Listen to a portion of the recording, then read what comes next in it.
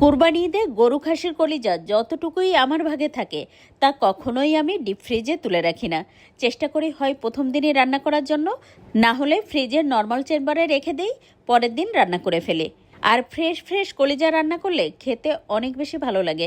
কিন্তু ডিপ ফ্রিজে যদি আপনি কলিজা রেখে রান্না করেন তাহলে দেখবেন সেই কলিজা খেতে একদমই ভালো লাগে না। অনেকেই বলে থাকেন, আপু কলিজা রান্না করলে লাল হয় না আর খেতেও ভালো লাগে না, ব্যাড স্মেল আসে।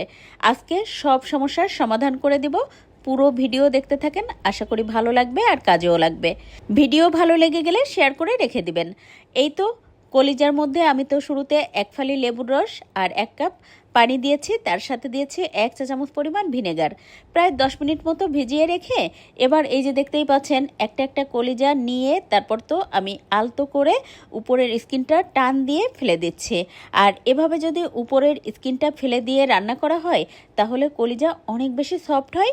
আর কলিজার ভিতরে যে ময়লা আছে, এই যে লেবুর রস তারপর ভিনেগার দেওয়ার কারণে কিন্তু সেই ময়লাটাও থাকে না। তারপরে কলিজা তো বেশ ভালোভাবে ধুয়ে পরিষ্কার করে নিয়েছি আর একটু ছোট করে কেটে নিয়েছি। এবার মূল রান্নার জন্য চুলায় একটা প্যানে 1/3 কাপ পরিমাণ রান্নার তেল দিয়ে তারপর খুব ভালোভাবে তেলটা গরম করে দিয়েছি এলাচ, দারচিনি, লবঙ্গ, তেজপাতা, তার সাথে গোলমরিচ আর একটা বড় এলাচ, মানে কালো যে বড় এলাচটা পাওয়া যায় সেটা। তারপর 20 সেকেন্ড ফোড়ন দিয়ে দিলাম আধা কাপের একটু বেশি পেঁয়াজ কুচি।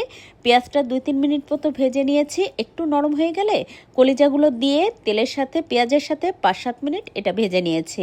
এতে করে কলিজার মধ্যে কোনো বাজে গন্ধ থাকে না। দিয়ে দিলাম 2 টেবিল চামচ পরিমাণ আদা রসুন বাটা। 2 মিনিট মতো কষিয়ে নিয়ে এই পর্যায়ে দিয়ে দেব 1 টেবিল চামচ পরিমাণ শুকনো মরিচ বাটা। তারপরে তো আরও একটুখানি রান্না করে নিয়ে এখন এর মধ্যে বড় একটা টমেটো কুচি দিয়ে দেবো, তার সাথে দিয়ে দেবো রসুন। গোটা রসুন আমার বাসার সবাই কলিজা অথবা মাংসের মধ্যে দিলে খেতে অনেক বেশি পছন্দ করে। 5-6 মিনিট কষিয়ে নিয়ে দিয়ে দেবো গরম পানি 2 কাপ পরিমাণ। আচ্ছা, এখানে কিন্তু অবশ্যই গরম পানিটা ব্যবহার করবেন। ঠান্ডা পানি দিলে কিন্তু কলিজার সাথে সাথে শক্ত হয়ে যায় আর খেতেও ভালো লাগে না। ঢাকনা দিয়ে ঢেকে চুলার আঁচ মিডিয়াম রেখে রান্না করে নেব কলিজাটা বেশ ভালোভাবে সিদ্ধ হওয়া পর্যন্ত। আর এই পর্যায়ে রসুন দিলে হয় কি, রসুনটা তো খুব ভালোভাবে নরম হয়ে যায়। তারপর এই যে বেশ খানিকটা সময় তো রান্না করে নিয়েছি আর পানিটা তো অনেক খানিকটা কমে গেছে। যখন কলিজার গায়ে গায়ে পানি চলে আসছে ঠিক তখনই দিয়ে দিলাম আধা চা চামচ পরিমাণ গরম মশলা গুঁড়া, তার সাথে দিয়েছি 4-5টা কাঁচামরিচ। এবার আরও একটু সময় রান্না করে নিয়ে এবার এই স্পেশাল উপকরণটা দিয়ে দেব। এটা হচ্ছে গোটা রাঁধুনি, মানে রাঁধুনি মশলা না, ওই যে রাঁধুনি মশলা দিয়ে কালো ভুনা করা হয় না, সেই রাঁধুনিটা দিলে হয় কি কলিজায় কোনো প্রকার ব্যাড স্মেল তো থাকেই না আর খেতেও ভীষণ মজার হয়। তারপর আরও 2-3 মিনিট মতো রান্না করে নিয়ে একদম পানিটা শুকিয়ে নিয়ে যখন তেল উপরে উঠে আসছে ঠিক তখনই চুলাটা বন্ধ করে পরিবেশন করে নিয়েছিলাম। আজ এ পর্যন্ত, সবাই ভালো থাকবেন, আল্লাহ হাফেজ।